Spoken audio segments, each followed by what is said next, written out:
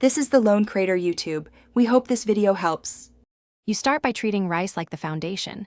Rinse 2 cups until water runs clear to remove surface starch, then drain. Put rice in a pot with 2 cups water, bring to a boil, lower heat and simmer. Once done, rest 10 minutes with the lid on.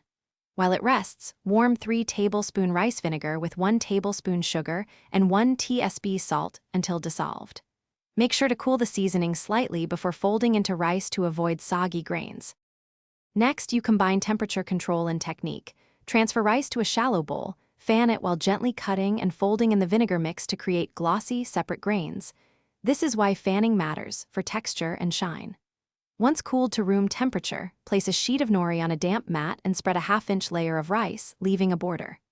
Add fillings, avocado slices, 4 Oz fish, cucumber strips, then roll with steady pressure, sealing the edge with a little water. Finally, you complete and refine. Transfer the roll to a cutting board and use a sharp, wet knife to slice into even pieces. Clean the blade between cuts to keep edges precise. Plate, then sprinkle 1 tsp toasted sesame per roll and offer 1/2 tsp soy or ponzu on the side for dipping.